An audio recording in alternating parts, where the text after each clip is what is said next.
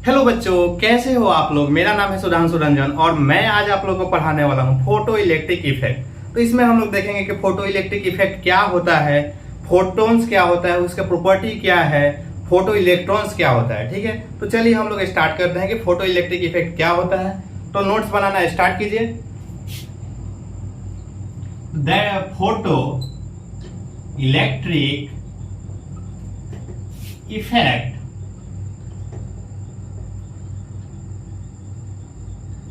तो सबसे पहले जो न्यूटन साहब आए उन्होंने बोला कि जो लाइट है वो एक पार्टिकल है, जो कि उन्होंने कॉर्पस्कुलर थ्योरी में बोला। जो इस थ्योरी को उन्होंने 1675 ईस्वी में दिया था। तो न्यूटन साहब ने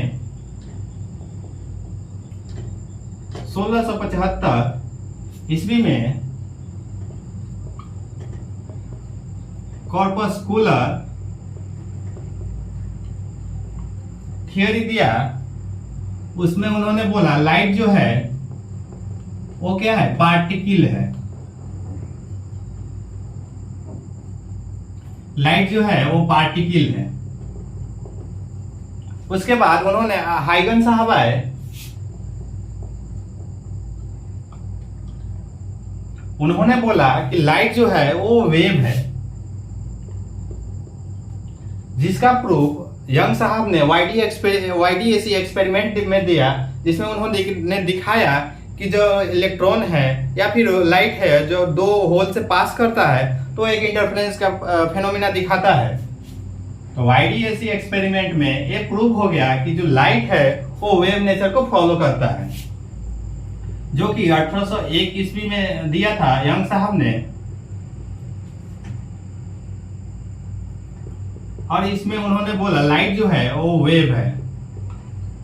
क्या वेव है। उसके बाद ये जो एक्सपेरिमेंट था वो इंटरफेरेंस पे बेस्ड था। इसके बाद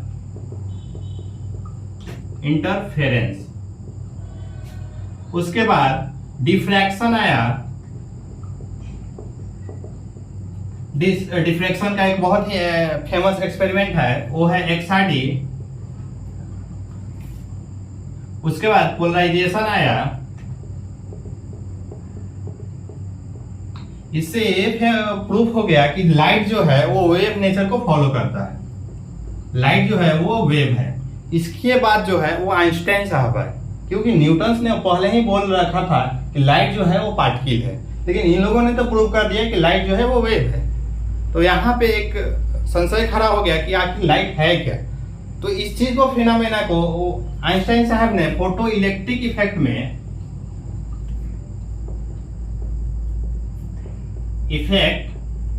बताया कि लाइट जो है वो पार्टिकल है। यहां से ये निकला कि लाइट जो है वो डुअल नेचर को फॉलो करता है। लाइट वेव भी है, लाइट पार्टिकल भी है। तो अब लाइट वेव कैसे है, लाइट पार्टिकल कैसे है, इस चीज को उन्होंने पूरा एक्सप्लेन किया। वहीं हम लोग इसमें देखेंगे कि लाइट कैसे पार्टिकल है, क्योंकि ये तो वेव तो पहले ही प्रूव हो चुका था इंटरफेरेंस, डिफ्रैक्शन, पोलराइजेशन से। ये जो एक्सपेरिमेंट हुआ था 1905 ईस्वी में हुआ था, और इसको लिए उन्हें नोबेल प्राइज भी मिला था।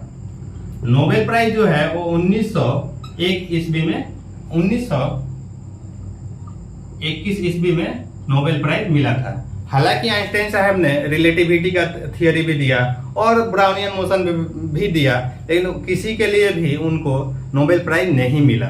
इससे हम लोग समझ सकते हैं कि ये फोटो इलेक्ट्रिक इफेक्ट कितना इंपॉर्टेंट है। तो आई होप यहाँ तक आप लोग नोट कर लिए होइएगा। अगर नोट नहीं किए हैं तो इसको वीडियो को पॉज करके नोट कर लीजिए, ठीक है। उसके बाद हम लोग आगे बढ़ते हैं कि इसके बाद हम लोग देखते हैं कि फोटो इलेक्ट्रिक इफेक्ट होता क्या है, कि इतना इंपॉर्टेंस है इस फोटो इलेक्ट्रिक इफेक्ट का।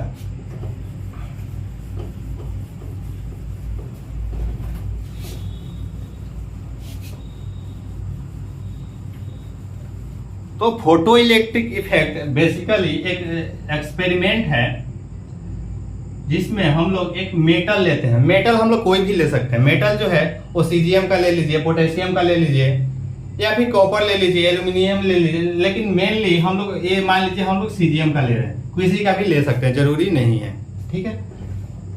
तो इसके जो सरफेस होगा उस पर कुछ इलेक्ट्रॉन्स होंगे। अब ये इलेक्ट्रॉन्स को हम लोग फ्री इलेक्ट्रॉन्स बोलते हैं, क्योंकि कि अगर कोई भी इलेक्ट्रॉन होगा, अगर मेटल के अगर बीच में होगा तो उससे क्या होगा कि वो चारों तरफ से बाउंड होगा न्यूक्लियस के कारण, लेकिन जो अगर सरफेस पे होगा तो कम से कम एक तरफ से तो कम बाउंड होगा, जिससे हम लोग ये एनर्जी कम बाउंड होगा, इसका बाइंडिंग एनर्जी कम होगा, जिससे इजीली इस मेटल से बाहर आ पाएगा। इस पे क्या है हम लोग कि लाइट को फॉल करवाते हैं। अब ये लाइट जो होना चाहिए वो सफिशिएंट एनर्जी के साथ होना चाहिए, और मतलब एटलीस्ट मिनिमम फ्रीक्वेंसी होना चाहिए जिससे कि इलेक्ट्रॉन्स निकल सके, और मैक्सिमम वेवलेंथ होना चाहिए। मिनिमम फ्रीक्वेंसी और मैक्सिमम वेवलेंथ, ये हम लोग समझेंगे आगे कि मैक्सिमम फ्रीक्वेंसी क्यों चाहिए, मिनिमम फ्रीक्वेंसी कम से कम कितना होना चाहिए, मैक्सिमम फ्रीक्वेंसी कितना होना चाहिए, जिसको हम मिनिमम फ्रीक्वेंसी को हम लोग थ्रेशोल्ड फ्रीक्वेंसी, थ्रेशोल्ड वेवलेंथ भी बोलते हैं, वो लोग हम आगे समझेंगे। ठीक है, तो इसमें क्या होता है कि जब लाइट इस पे गिरता है कोई मेटल सरफेस पे, तो जो लाइट का एनर्जी होता है वो इलेक्ट्रॉन ऑब्जर्व करता है, और ये इलेक्ट्रॉन जैसे अनबाउंड होता है और इससे बाहर आ जाता है। अब देखिए लाइट क्या है। लाइट पहले क्या था कि लाइट को अगर हम लोग वेव मांगे तो वो कंटिन्यूअस इस पे फॉलो होगा, लेकिन आइंस्टाइन साहब ने बोला कि नहीं, लाइट एक पार्टिकल है, तो क्या बोला, उसको एनर्जी पैकेट हम लोग बोल सकते हैं। ये एनर्जी का छोटा छोटा पैकेट है, ठीक है, छोटा छोटा पैकेट है। मान लीजिए हम लोग बॉल से खेलते हैं कि एक बॉल मारे किसी, मतलब ईंट पे हम लोग खेलते थे बचपन में कि एक बॉल मारे तो उस पे लगा, उसके बाद वो निकल गया। वैसे ही सेम है कि इधर से एनर्जी का पैकेट इस पर गिरेगा और इधर से इलेक्ट्रॉन्स निकल जाएगा। अब ये जो इलेक्ट्रॉन्स निकलता है इसको क्या है, इसको हम लोग बोलते हैं फोटो इलेक्ट्रॉन्स। इसको हम लोग बोलते हैं फोटो इलेक्ट्रॉन्स। ये जो इलेक्ट्रॉन इससे निकलता है, और ये जो छोटा छोटा एनर्जी का जो पैकेट है उसको हम लोग बोलते हैं फोटॉन्स। तो जो आइंस्टाइन साहब है उन्होंने बोला कि जो लाइट, जो फोटॉन्स को वेव पैकेट बोला, वेव पैकेट नहीं, एनर्जी पैकेट।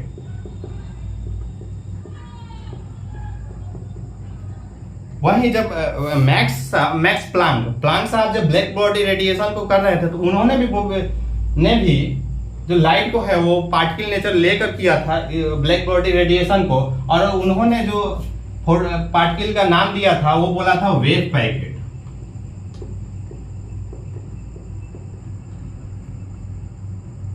और फोटॉन्स भी हम लोग बोलते हैं, मतलब लाइट का जो छोटा छोटा पार्टिकल है, छोटा छोटा ग्रुप पैकेट है, उसको हम लोग एनर्जी पैकेट भी बोलते हैं, वेव पैकेट और फोटॉन्स भी बोलते हैं। तो ये फोटॉन के बारे में हम लोग 4-5 प्रॉपर्टीज को डिस्कस करेंगे। तो आई होप यहाँ तक आप लोग समझ गए होंगे। अगर हम लोग 1 या 2 लाइन में अगर डिफाइन करना चाहे कि फोटो इलेक्ट्रिक इफेक्ट क्या है, तो उसका हम लोग डिफिनीशन लिखते हैं कि फोटो इलेक्ट्रिक इफेक्ट क्या है। क्योंकि कभी कभी ये बोर्ड में पूछ लिया जाता है कि फोटो इलेक्ट्रिक इफेक्ट क्या होता है, 1 या 2 मार्क्स में पूछा जाता है मिनिमम, तो लिख लीजिए। तो फोटो इलेक्ट्रिक इफेक्ट क्या है, तो लिख सकते हैं when light incident on metal surface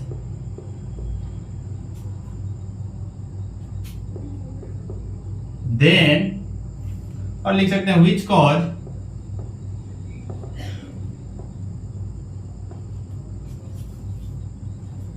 electrons comes out the metals, this phenomena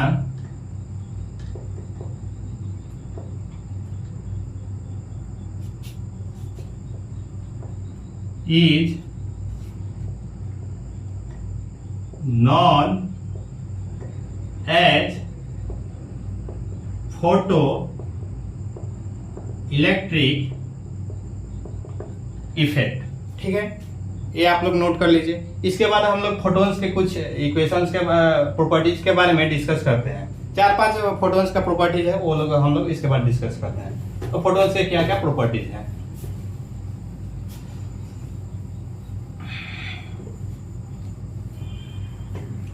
तो जो इसका पहला प्रॉपर्टी है वो बोलता है कि जो फोटॉन्स है वो न्यूट्रल इन नेचर है, मतलब उसके पास कोई भी चार्ज नहीं है। तो पहला जो प्रॉपर्टी हम लोग लिखेंगे कि photons are neutral in nature, ठीक है। दूसरा जो प्रॉपर्टी है, कोई भी फोटोन हो, मतलब लाइट का छोटा छोटा पार्टिकल, लाइट ब्लू भी हो सकता है, व्हाइट भी हो सकता है, ग्रीन भी हो सकता है, येलो भी हो। तो अगर येलो लाइट है या फिर ग्रीन है या फिर कोई भी फोटोन्स हो, किसी भी लाइट का फोटोन्स हो, तो सेम स्पीड से मूव करेगा या सेम स्पीड से कहीं जाएगा, ठीक है। तब वो स्पीड कितना होगा, तो वो जो स्पीड होगा वो लाइट का स्पीड होता है, जो कि जिसका वैल्यू होता है 3 × 10⁸ मीटर पर सेकेंड। तो लिख सकते हैं हम लोग all the photons are move with velocity 3 × 10⁸ metre per second in air या वैक्यूम। देखिए, ठीक है। अब आइए तीसरे प्रॉपर्टी के बारे में। तीसरा प्रॉपर्टी बोलता है कि जो लाइट है वो वेव नेचर को फॉलो, जो लाइट है, सॉरी मैं गलत बोल दिया। तीसरा जो प्रॉपर्टी है वो बोलता है कि जो फोटॉन्स होगा उसका मास डिफाइंड नहीं होगा न्यूटोनियन मैकेनिक्स में। हम लोग का जहां तक सिलेबस है वहां तक न्यूटोनियन मैकेनिक्स तक ये डिफाइंड नहीं है। लेकिन एक बात क्लियर है, अगर उसका मास हम लोग को जानना है तो क्वांटम मैकेनिक्स में हम लोग हायर स्टडी में हम लोग पढ़ते हैं, ठीक है। लेकिन अगर रेस्ट मास हम लोग को जानना हो कोई से भी फोटॉन्स का, तो वो 0 होता है। तो इससे हम लोग लिख सकते हैं mass of photons are not defined in Newtonian mechanics, but we can say that rest mass of photon is 0। यहां तक समझ में आया कि जो रेस्ट मास होगा फोटॉन्स का वो 0 होगा। लेकिन जब वो फोटॉन्स ट्रेवलिंग में होगा तो उसका मास हम लोग न्यूटोनियन मैकेनिक्स में जनरली डिफाइंड नहीं करते हैं, क्वांटम मैकेनिक्स में डिफाइंड है, वो हम लोग आगे पढ़ते हैं, वो हम लोग के सिलेबस में नहीं है, ठीक है। अब हम लोग चौथा प्रॉपर्टी के बारे में डिस्कस करेंगे। देखिए, बेसिकली चौथा प्रॉपर्टी क्या है कि कोई भी अगर फोटॉन्स होगा, मान लीजिए येलो लाइट है, तो येलो लाइट के पास एक वेवलेंथ होगा, फिक्स वेवलेंथ होगा। तो अगर फिक्स वेवलेंथ होगा तो उसके पास फिक्स एनर्जी होगा, क्योंकि हम लोग जानते हैं कि एनर्जी जो होता है वो E=hc/λ या E=hν। उसके पास एक फिक्स मोमेंटम भी होगा। मोमेंटम कितना होता है? P=h/λ। आप लोग पढ़िएगा आगे डी ब्रॉग की वेवलेंथ के बारे में, तो वहां से पता चल जाएगा आप लोग का फोटॉन्स का वेवलेंथ मोमेंटम कितना होता है, ठीक है। तो वो हम लोग लिखते हैं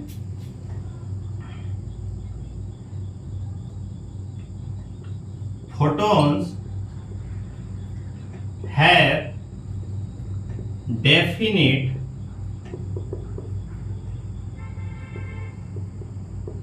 energy and momentum. Definite energy और मोमेंटम होगा, लेकिन कब? If we fixed the wavelength और फ्रीक्वेंसी, ठीक है। यहाँ तक आप लोग समझ गए होगा कि अगर उसका फ्रीक्वेंसी या वेवलेंथ हम लोग को फिक्स कर दे तो जो उसका मोमेंटम होगा और एनर्जी होगा वो डेफिनिट हो जाएगा। अब वो एनर्जी कितना होता है वो हम लोग लिखते हैं। देखिए एनर्जी जो होता है E equal to h nu, और इसको हम लोग लिख सकते हैं एच सी अपन लेमडा। ठीक है, दोनों सेम ही है। न्यू को सी अपन, यहाँ से हम लोग ये भी लिख सकते हैं न्यू इक्वल टू, हम लोग को पहले से ही पता है और हम लोग को इससे भी पहले से जानते हैं वेव पार्टिकल से, सॉरी मैं गलत बोल दिया, वेव नेचर से, मतलब वेव हम लोग जब पढ़ते हैं तो वहां से हम लोग जानते हैं जो वेलोसिटी होता है, velocity equal to frequency into lambda. तो यही है, अगर वेलोसिटी को हम लोग सी रख दें, मतलब लाइट के वेलोसिटी को कर दें तो यहां से ये चीज आता है। ठीक है, अब देखिए यहाँ पे एच क्या है, तो एच जो है where h equal to Planck's constant. क्या है? Planck's constant. आप लोग जानते होइएगा प्लांक्स कांस्टेंट। ठीक है, और एच का वैल्यू कितना होता है, तो एच का जो वैल्यू होता है 6.626 into 10 to the power -34 joule per second. ठीक है, यहां तक आप लोग को समझ में आया? तो ऊपर वाला 2 लाइन नोट कर लिए, तो इसको मैं मिटाता हूं। ठीक है, अब देखिए इसका हम लोग मोमेंटम लिख सकते हैं। मोमेंटम होता है जो P equal to h upon lambda. यहाँ पे लेमडा हम लोग को पता है, lambda equal to wavelength of photon. Lambda क्या है? Wavelength of photon. एच हम लोग को पहले से पता है कितना, एच अपन लेमडा। अब देखिए एनर्जी जो है, ये तीसरा लाइन भी मैं मिटा रहा हूं।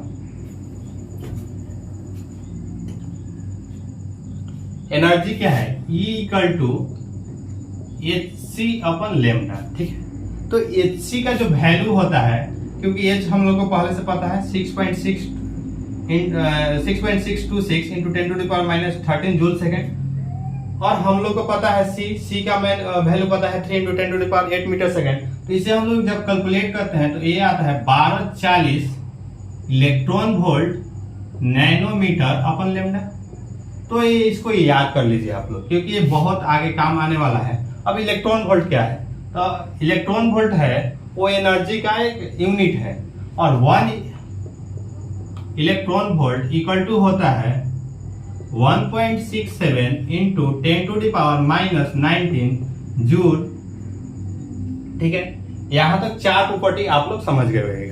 अब 5वां प्रॉपर्टी जो कि सबसे इंपॉर्टेंट प्रॉपर्टी है,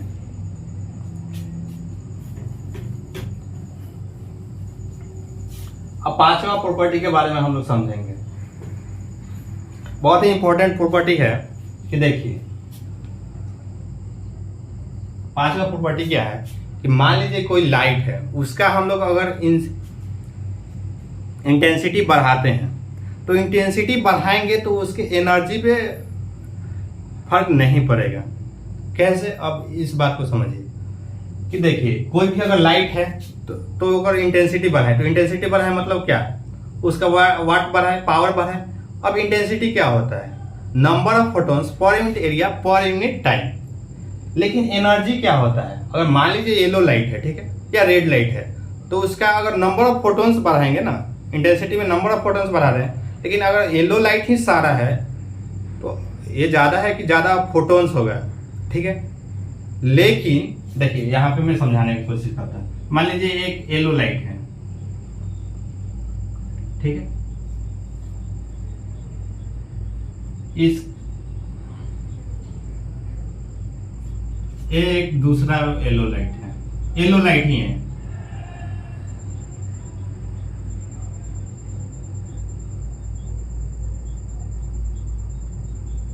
ठीक है। मान लीजिए 50 वाट का है, ये 100 वाट का है, ठीक है। तो अगर ये येलो लाइट है, दोनों अगर येलो लाइट ही है, येलो बल्ब ही है, तो इससे ये फर्क है, ये चीज सेम हो गया कि इसका जो वेवलेंथ होगा वो सेम होगा, ठीक है, वेवलेंथ सेम होगा। तो वेवलेंथ सेम होगा तो उसका क्या एनर्जी कितना होता है, hc अपन लैम्डा, तो इसका एनर्जी क्या हुआ, सेम हो गया। लेकिन अगर इसका पावर अलग अलग है, हम लोग बॉल पे अक्सर देखते हैं कि उस पे वाट लिखा है, 50 वाट का है, 10 वाट का है, 120 वाट का है, तो वो जो है वो इंटेंसिटी को दिखाता है, कितना इंटेंसिटी देगा। और इंटेंसिटी क्या होता है, इंटेंसिटी होता है equal to number of photons per unit area per unit time. मतलब एक एरिया अगर इधर ले लिया जाए पर यूनिट टाइम में उससे कितना नंबर ऑफ फोटॉन्स पास कर रहा है, वही तो इंटेंसिटी है। तो क्या अगर नंबर ऑफ फोटॉन्स हम लोग बढ़ा दें तो क्या इससे एनर्जी पर फर्क पड़ेगा, नहीं पड़ना चाहिए, क्योंकि इसका तो लेमडा तो अभी भी सेम है। तो अगर लेमडा सेम है तो एनर्जी कैसे बढ़ेगा, समझ में आ गया। तो इसी बात को हम लोग लिख लेते हैं, या ये नोट करना है तो आप लोग नोट कर लीजिए। ये इंटेंसिटी है, इंटेंसिटी का भी ये फॉर्मूला बहुत फेमस है, तो इसको आप लोग लिख सकते हैं, ठीक है। तो देखिए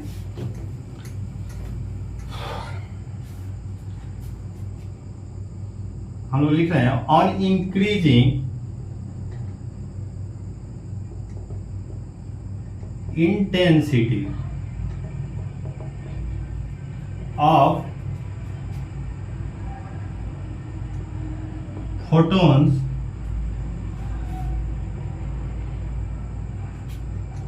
एनर्जी ऑफ फोटॉन्स, एनर्जी किसका, फोटॉन्स का, विल अनचेंज, ठीक है। ये बात आप लोग समझ गए होइएगा। अब देखिए एक और छठा प्रॉपर्टी, बहुत ही फेमस प्रॉपर्टी, बहुत ही जरूरी प्रॉपर्टी है कि इसमें देखिए क्या हो रहा था कि मेटल सरफेस पे क्या एनर्जी पैकेट्स आ रहा था, क्या इसे टकरा रहा था, मतलब कॉलिजन हो रहा था। जो कॉलिजन होता है इसमें, जो ये एक्सपेरिमेंटली प्रूव है, जो कॉलिजन होता है वो इलास्टिक इन नेचर होता है। इलास्टिक का मतलब क्या है, आप लोग को अगर पता है तो कमेंट करके बताइए। इलास्टिक का जो मतलब होता है कि जो काइनेटिक एनर्जी इनिशियल होगा वो काइनेटिक एनर्जी फाइनल होगा, पर किसका, सिस्टम का, पूरे सिस्टम का kinetic energy initial equal to kinetic energy final. दूसरा जो मोमेंटम है वो सेम होगा इनिशियल और फाइनल, पर वो भी सिस्टम के लिए, ठीक है। तो यही बात को हम लोग लिखते हैं, ठीक है।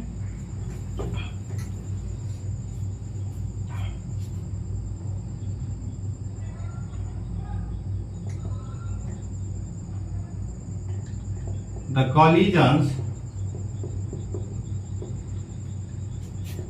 in photoelectric effect are elastic in nature. अब बोलिएगा आप लोग कि इलास्टिक ही क्यों होगा, अनइलास्टिक क्यों नहीं होगा। तो ये देखिए, ये जो हम लोग इलास्टिक लेके चल रहे थे, तो इससे जो हम लोग का इक्वेशंस आ रहा था, जो हम लोग का कंक्लूजन आ रहा था वो सही आ रहा था, इसलिए लोगों ने माना कि ये इलास्टिक इन नेचर होगा। इलास्टिक में हम लोग बोल सकते हैं कि kinetic energy initial equal to kinetic energy final, पर वो किसका होना चाहिए, सिस्टम का होना चाहिए। और momentum initial equal to momentum final, वो भी किसका है, सिस्टम का। ये जब आप लोग कॉलिजन थ्योरी पढ़े होइएगा तब ये आप लोग पढ़े होइएगा कि काइनेटिक एनर्जी इनिशियल और काइनेटिक एनर्जी फाइनल क्या होता है, ये कंजर्व होता है इलास्टिक प्रॉपर्टीज में, इलास्टिक कॉलिजन में, ठीक है। अब हम लोग थोड़ा फोटो इमिशन के बारे में बात करेंगे कि फोटो इमिशन कैसे होता है और कितने तरह से हम लोग फोटो इमिशन करा सकते हैं। तो देखिए, जो फर्स्ट जो टाइप है कि मान लीजिए कोई भी मेटल सरफेस है, उस पर हम लोग हीट दे दिए, तो हीट देंगे तो उसमें क्या होगा कि धीरे धीरे हीट बढ़ेगा, तो हीट बढ़ेगा तो उसका इंटरनल एनर्जी बढ़ेगा, तो उससे क्या होगा कि उसका इलेक्ट्रॉन जो है अनबाउंड होना शुरू होगा, अनबाउंड होगा तो वो धीरे धीरे मेटल सरफेस से बाहर आ जाएगा। तो एक इमिशन का एक तरीका है। दूसरा जो तरीका है वो मान लीजिए मेटल सरफेस है, उसको हम लोग हाई इलेक्ट्रिक फील्ड में डाल दिए। हाई इलेक्ट्रिक फील्ड अगर डाल देंगे तो वहां क्या होगा कि डाइलेक्ट्रिक ब्रेकडाउन होगा। डाइलेक्ट्रिक ब्रेकडाउन हो जाएगा तो वहां से इलेक्ट्रॉन्स बाहर निकलना शुरू हो जाएगा।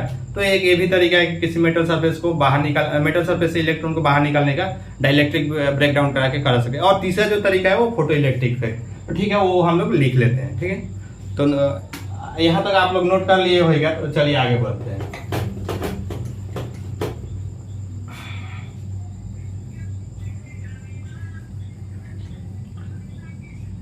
हाँ, है कि एमिशन ऑफ इलेक्ट्रॉन्स और ejection of electron, ejection of electron from metal surface. ठीक है, तो पहला जो तरीका है कि मान लीजिए यहाँ पे मेटल सरफेस लिए, इसके सरफेस पे कुछ इलेक्ट्रॉन्स हैं, हीट दे दिए, यहां से इलेक्ट्रॉन्स बाहर। अब इस इलेक्ट्रॉन्स को हम लोग बोलते हैं थर्मियंस।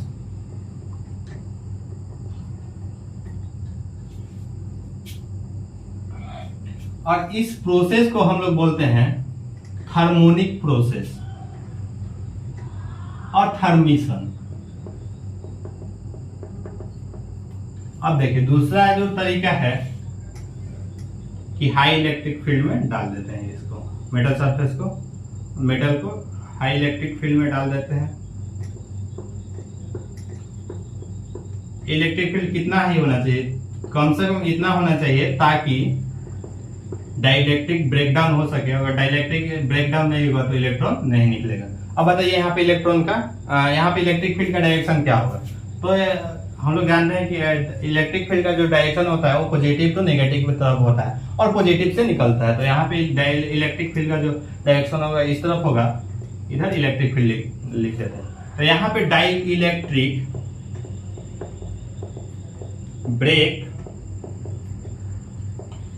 डाउन होगा और यहां से इलेक्ट्रॉन्स निकलने लगे। और तीसरा जो तरीका है वो फोटो इलेक्ट्रिक इफेक्ट है कि कोई भी मेटल सरफेस लेते हैं, उस पर लाइट को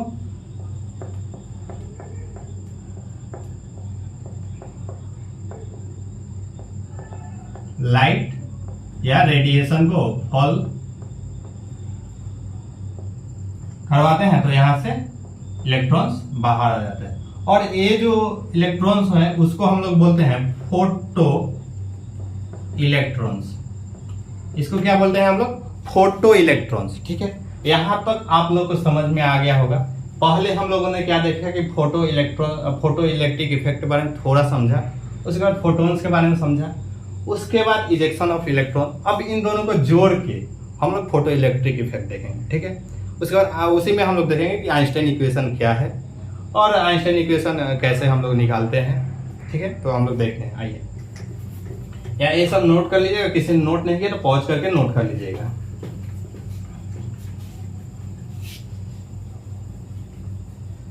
तो देखिए, अब एक बार समझने की कोशिश कीजिएगा। मान लीजिए मेटल सब है,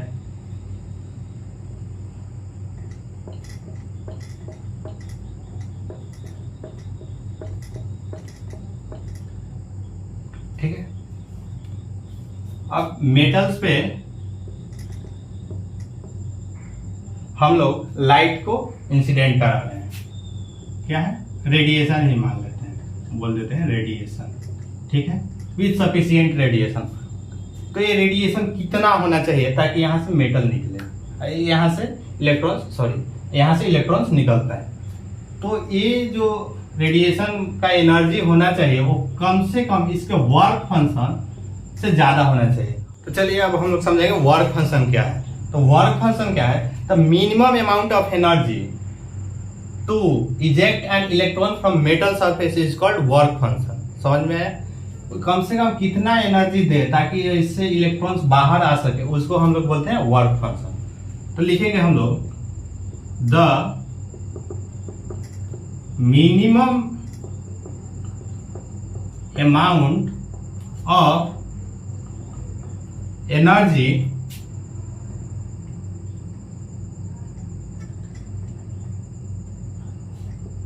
to eject an electron from metal surface is called work function।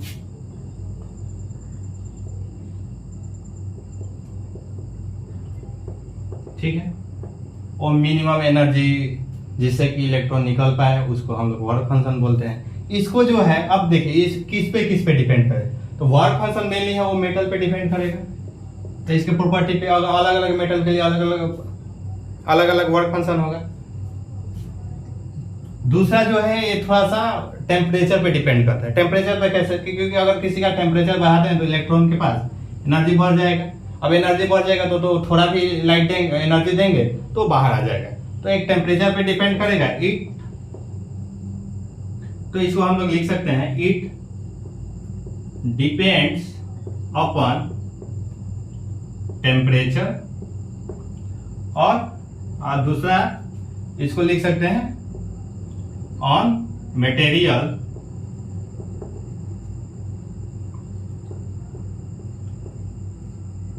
On material property.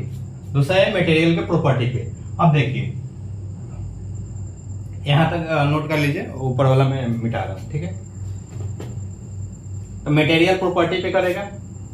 अब कुछ मेटल्स के लिए क्या वर्क फंक्शन मैं लिख रहा हूं, ठीक है। यहाँ उसको आप लोग को याद करने की जरूरत नहीं है, वो जब भी क्वेश्चन देगा तो उसमें दिया रहेगा कि वर्क फंक्शन क्या, या फिर क्वेश्चन को ऐसे डिफाइन किया होगा कि उसमें आप लोग को आराम से निकाल पाएंगे कि वर्क फंक्शन कितना है इसका, ठीक है। तो जो सीजियम होता है उसका जो वर्क फंक्शन होता है इलेक्ट्रॉन वोल्ट। अब जो वर्क फंक्शन जो है हम लोग मेनली वर्क फंक्शन को हम लिखते हैं फाई, और इधर हम लोग लिख देते हैं मेटल, ठीक है, मेटल, और इधर वर्क फंक्शन, ठीक है। और वर्क फंक्शन को जो है हम लोग मेनली इलेक्ट्रॉन वोल्ट में ही दिखाते हैं। और वन हम लोग पहले ही बोल चुके हैं कि 1 इलेक्ट्रॉन वोल्ट इक्वल टू कितना होता है 1.67 into 10 to the power minus 19 joule, ठीक है। 1 इलेक्ट्रॉन वोल्ट इक्वल टू इतना, मैं नीचे वाला मिटा रहा हूं, ठीक है, आप लोग नोट कर दिया होगा। अब आ जाइए आगे, सीजियम है, पोटेशियम के, इसका जो होता है वो 2.2 इलेक्ट्रॉन वोल्ट। अब कॉपर का जो होता है वो 4.4 इलेक्ट्रॉन वोल्ट, ठीक है। यहां तक आप लोग समझ में आएगा, ये सबको याद करने की जरूरत नहीं है, ये आप लोग को किताब में मतलब जो भी क्वेश्चन होगा वो दिया होगा। अब हम लोग फोटो इलेक्ट्रिक इफेक्ट के इक्वेशन कैसे आता है वो ज्यादा समझने की कोशिश करेंगे, ठीक है, थोड़ा ध्यान से समझिएगा, ठीक है।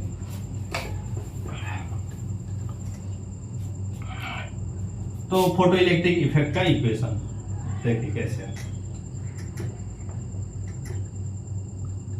फोटो इलेक्ट्रिक, देखिए अब यहां पे हम लोग एक मेटल सरफेस लिए, ठीक, इसके सरफेस पे क्या है इलेक्ट्रॉन्स, फ्री इलेक्ट्रॉन्स। हम लोग इधर से लाइट क्या है इंसिडेंट कर रहा है, मान लीजिए हम इसका एनर्जी क्या है E, तो इसका क्या होगा कि जो एनर्जी से ये गिरेगा लाइट, रेडिएशन या लाइट, वो लाइट ही निकलेगा, ठीक है, इसका एनर्जी क्या है E से, तो इसका कुछ वर्क फंक्शन होगा। और वर्क फंक्शन को किससे डिनोट करते हैं फाई से, वर्क फंक्शन को हम लोग फाई से डिनोट करते हैं, तो वर्क फंक्शन जो होगा वो फाई होगा। तो ये एनर्जी क्या है कि फाई से कम हो जाएगा, और फाई से ज्यादा होगा तो इलेक्ट्रॉन्स निकल पाएगा। पर कभी कभी ऐसा होता है कि ये जो एनर्जी है वो फाई से ज्यादा हो फिर भी वो नहीं निकल पाता। कारण क्या है कि इधर टकरा सकता है, इधर टकराएगा, या फिर नीचे के इलेक्ट्रॉन से टकराएगा, जिससे कि वो एनर्जी वेस्ट कर देता है, जैसे कि हाँ ये इलेक्ट्रॉन्स बाहर नहीं आ सकते। उसको हम लोग देखते हैं कैसे, कि मान लीजिए हम लोग एनर्जी लिख रहे हैं, ठीक है, E, ठीक है, उसके बाद हम लोग लिख रहे हैं वर्क फंक्शन, ध्यान से समझिएगा थोड़ा। उसका बेस्ट क्या है कोलिजन के कारण कितना बेस्ट हुआ एनर्जी, ठीक है। उसके बाद हम लोग लिख रहे हैं कि काइनेटिक एनर्जी। अब काइनेटिक एनर्जी देखिए, मान लीजिए लाइट का एनर्जी E है, तो जब यहाँ से इलेक्ट्रॉन निकलेगा तो कुछ काइनेटिक एनर्जी के साथ मतलब कुछ वेलोसिटी के साथ निकलेगा। अब वेलोसिटी क्या होता है half mv square, kinetic energy क्या होता है हाफ mv स्क्वायर, समझ में आया। तो कुछ काइनेटिक एनर्जी के साथ निकलेगा वो, ठीक है, तो इसको हम लोग लिखते हैं, ठीक है। मान लीजिए अगर हम जो ये लाइट है वो 8 इलेक्ट्रॉन वोल्ट से दिया, ठीक है, अगर इस मेटल का अगर 2 इलेक्ट्रॉन वोल्ट वर्क फंक्शन है, और मान लीजिए बेस्ट कुछ भी नहीं किया, मतलब इधर से एनर्जी दिया है टप से बाहर आ गया, तो एनर्जी बेस्ट है जो 0 है, तो काइनेटिक एनर्जी कितना होगा, 8 माइनस 2 कितना 6, तो 6 इलेक्ट्रॉन वोल्ट। और मान देखिए अब फिर से हम लोग 8 इलेक्ट्रॉन वोल्ट दिए, ठीक है। अगर मेटल सेम है तो वर्क फंक्शन तो सेम ही रहेगा। अब इस बार क्या है कि उसने कॉलिजन के कारण 3 इलेक्ट्रॉन वोल्ट खराब कर दिया।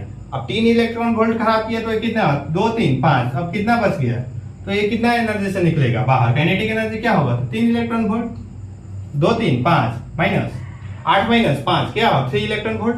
अब देखिए दूसरा, फिर से हम लोग सेम एनर्जी दिए, वर्क फंक्शन सेम ही रहेगा।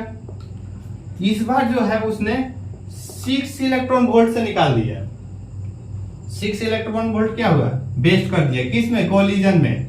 तो अब क्या होगा 8 6 2 8 माइनस 8 कितना 0, तो बस इलेक्ट्रॉन क्या होगा, जस्ट बाहर आ जाएगा, उसके पास काइनेटिक एनर्जी कुछ भी नहीं होगा, ठीक है, काइनेटिक एनर्जी कुछ भी नहीं होगा। अब यहां देखिए कि फिर से हम लोगों ने 8 इलेक्ट्रॉन वोल्ट दिया, ठीक है, वर्क फंक्शन सेम रहा, ठीक है। इस बार उसने अगर 7 इलेक्ट्रॉन वोल्ट अगर उसको कॉलिजन के कारण अगर वेस्ट करना पड़े तो क्या वो बाहर आ पाएगा, नहीं। क्योंकि अगर मान लीजिए वो और थोड़ा टकराए और फिर नीचे चला गया, और टकराए और थोड़ा, अगर वो 7 इलेक्ट्रॉन वोल्ट दिया तो हो सकता है वो बाहर नहीं आएगा, ठीक है। तो एक ऐसा चांस है कि अगर एनर्जी वर्क फंक्शन से भी ज्यादा रहे फिर भी वो इलेक्ट्रॉन बाहर नहीं आएगा, ठीक है। यहां तक समझ में आ गया। तो इससे देखिए, यहां देखिए ये काइनेटिक एनर्जी मैक्सिमम है। मैक्सिमम कितना हो सकता है, अगर ए एनर्जी दे तो मैक्सिमम काइनेटिक एनर्जी कितना होता है, 6 इलेक्ट्रॉन वोल्ट से निकलेगा। तो यही इक्वेशन है कि kinetic energy maximum equal to E, मतलब जो एनर्जी दिए माइनस 5। अब काइनेटिक एनर्जी सिर्फ लिखिएगा तो काम नहीं चलेगा, देखिए, क्योंकि ये जो मैक्सिमम काइनेटिक एनर्जी है वो है ई माइनस 5, और यही है आइंस्टाइन फोटो इलेक्ट्रिक इक्वेशन। यही क्या है, आइंस्टाइन फोटो इलेक्ट्रिक इक्वेशन। यहां तक आप लोग समझ गए होइएगा, ठीक है। इसको और आगे लिखते हैं, ठीक है, इसको हम लोग थोड़ा सही से लिखते हैं, ठीक है। यहां तक समझ में आया ना कि जो काइनेटिक एनर्जी मैक्सिमम होगा वो जो होगा वो E माइनस 5, और काइनेटिक एनर्जी इसको और भी लिख सकते हैं K max equal to hc upon lambda, क्योंकि एनर्जी को हम लोग जानते हैं hc अपन लेमडा माइनस 5। तो एक और भी लिख सकते हैं, और इसको और भी लिख सकते हैं K max equal to h nu minus 5। तो यही है आइंस्टाइन इक्वेशन, ठीक है। एक ए और एक सेम ही चीज है, बस आप लोग को इसको याद रखना है। याद रखिएगा तो सारा के सारे क्वेश्चन होगा। ये जो टॉपिक है वो हार्ड नहीं है, कॉन्सेप्चुअल है, थोड़ा कॉन्सेप्ट से अच्छा क्वेश्चन बन जाता है, लेकिन क्वेश्चन बहुत इजी आते हैं। एक दो ही इक्वेशन है, अगर उसको याद रखिएगा तो क्वेश्चन हो जाएगा, ठीक है। अब देखिए इसको बारे में अब थोड़ा हम लोग थ्रेशोल्ड फ्रीक्वेंसी के बारे में जानेंगे, ठीक। तो थ्रेशोल्ड फ्रीक्वेंसी के बारे में थोड़ा बात करते हैं कि थ्रेशोल्ड फ्रीक्वेंसी क्या है।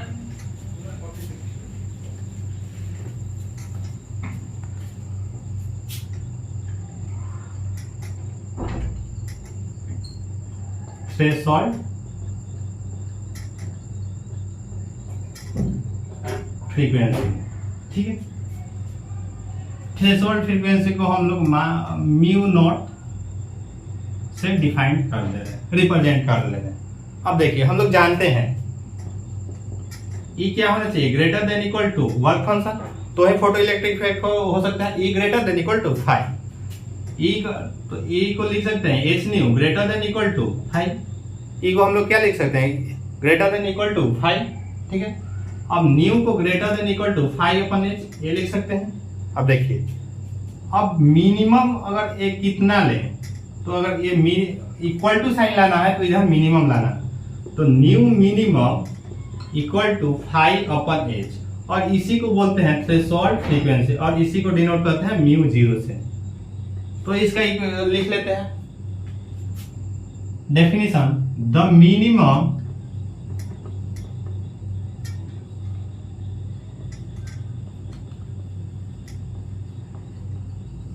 frequency for which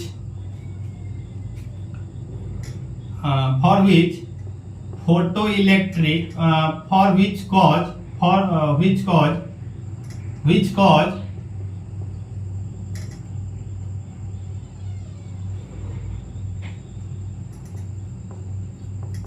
photoelectric effect is called threshold frequency। यहां तक बात समझ में है, यहां तक आगे हो गया कि अब देखिए इसको थोड़ा सॉल्व कीजिए, इतना पार्ट को सॉल्व कीजिए, ठीक है। फाई को क्या लिख सकते हैं, फाई इक्वल टू, इसको इधर भेज दीजिए, एच न्यू 0 लिख सकते हैं कि नहीं, ठीक है। तो अब फिर से आइंस्टाइन इक्वेशन लिखते हैं। आइंस्टाइन इक्वेशन क्या है, K max equal to h nu और ई, ठीक है, और ई माइनस फाइव, तो लिख सकते हैं K max equal to h nu minus, और फाइव की जगह क्या लिख सकते हैं, एच न्यू 0। अब देखिए यहाँ पे और न्यू का फंक्शन लेके हम लोग अगर एक ग्राफ बनाए और यहाँ पे, तो ये क्या आप लोग को दिख रहा है, y equal to m x minus c, straight line का ग्राफ, स्ट्रेट लाइन का आप लोग को ग्राफ दिख रहा होगा। देखिए m क्या है, स्लोप है, स्लोप इक्वल टू h, और ये क्या है, y इंटरसेप्ट है, h न्यू 0। तो देखिए बनाते हैं,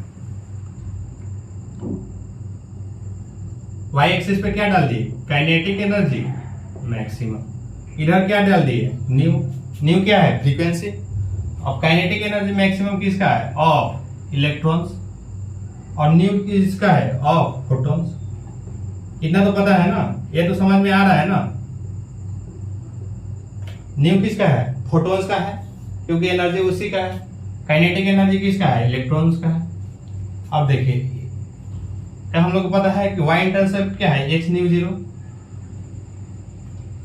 तो ये कर दिए h न्यू 0, यहां से कुछ ऐसे जाएगा, ठीक है। स्लोप क्या होगा, SLOPE, slope equal to h, और ये जो पॉइंट होगा वो वही है थ्रेशोल्ड पॉइंट, और threshold frequency that is nu 0।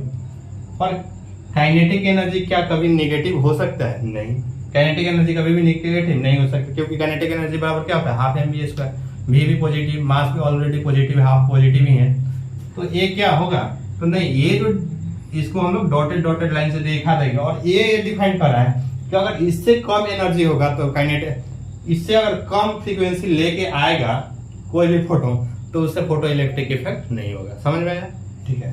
अब आगे देखिए, अब हम लोग समझेंगे थ्रेशोल्ड वेवलेंथ, ठीक है।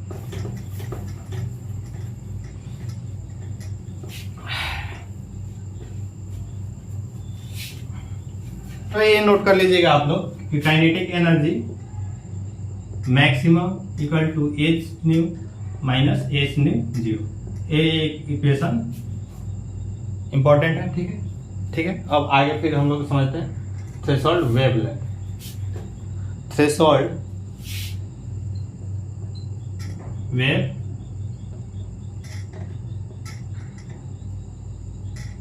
अब थ्रेशोल्ड वेवलेंथ क्या होता है, लैम्डा 0 लिख लेते हैं, ठीक है। तो सेम फ्रीक्वेंसी के जैसे कहानी है कि कम से कम कितना बड़ा वेवलेंथ होगा, क्योंकि हम लोग जानते हैं nu inversely proportional to lambda, कितना लॉन्गर वेवलेंथ होगा जिससे कि फोटो इलेक्ट्रिक इफेक्ट होगा, उसे को हम लोग थ्रेशोल्ड वेवलेंथ बोलेंगे, ठीक है। तो देखिए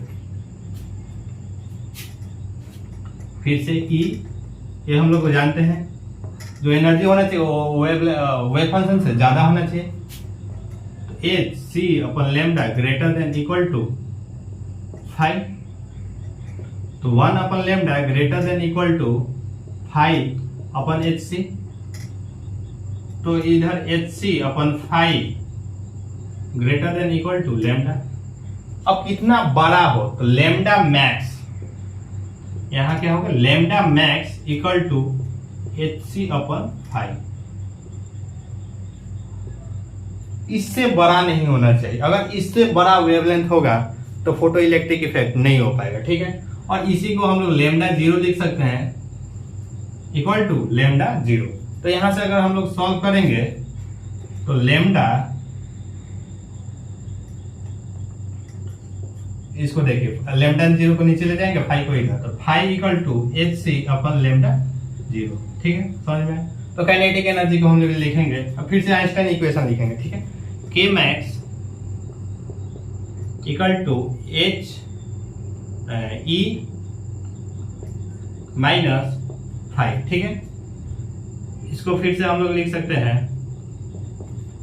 इसको लिख सकते हैं एनर्जी को HC अपन लेमडा, और 5 को हम लोग लिख सकते हैं HC अपन लेमडा 0। यहाँ तक आप लोगों को समझ में आया होगा। ठीक है, HC अपन लेमडा, यहाँ तो कोई दिक्कत नहीं है। ठीक है, अब देखिए यहाँ पे अगर 1 अपन लेमडा और काइनेटिक एनर्जी के बीच में अगर निकालिएगा ग्राफ, तो ये समझ में आएगा कि ये भी एक स्ट्रेट लाइन को इक्वेशन बना रहे हैं। देखिए कैसे, kinetic energy maximum equal to HC into 1 upon lambda minus HC upon lambda 0। तो इसको हम लोग लिख सकते हैं y equal to mx minus c। ये पूरा c और 1 अपन लेमडा x और HC है। तो अगर हम लोग को लिखना चाहें, इसका ग्राफ बनाना चाहें, तो यहाँ पे बना सकते हैं। देखिए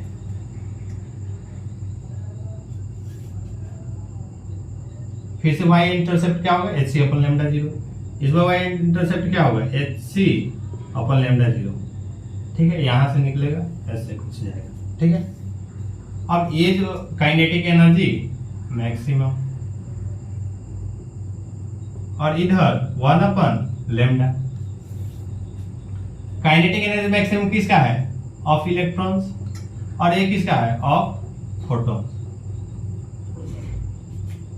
और ये पॉइंट क्या है, 1 अपन लेमडा। तो फिर से वही, चूंकि इससे अगर बड़ा वेवलेंथ होगा, इससे अगर बड़ा वेवलेंथ होगा तो क्या होगा, फोटो इलेक्ट्रिक इफेक्ट नहीं होगा, इसलिए हम लोग इसको डॉटेड डॉटेड लाइन से दिखाएंगे। ठीक है, और ये जो स्लोप होगा इस बार SLOPE, स्लोप जो होगा वो दिखाएगा, वो होगा इस बार HC। ठीक है, यहां तक आप लोग को समझ में आ गया होगा। अब देखिए इसके हम लोग दूसरे पार्ट में, इस वीडियो के दूसरे पार्ट में हम लोग समझेंगे, हम लोग देखेंगे क्या फोटो इलेक्ट्रॉन्स क्या होता है। ठीक है, फोटो इलेक्ट्रॉन्स, फोटो करंट क्या है। ठीक है, फोटो करंट्स के बारे में समझेंगे, स्टॉपिंग पोटेंशियल, और कुछ क्वेश्चन करेंगे। ठीक है, तो दूसरा वीडियो देखना नहीं भूलिएगा, अगर छोड़ दीजिएगा तो क्वेश्चन नहीं हो पाएगा। ठीक है, तो आप लोग जरूर देखिएगा दूसरा वीडियो। ठीक है।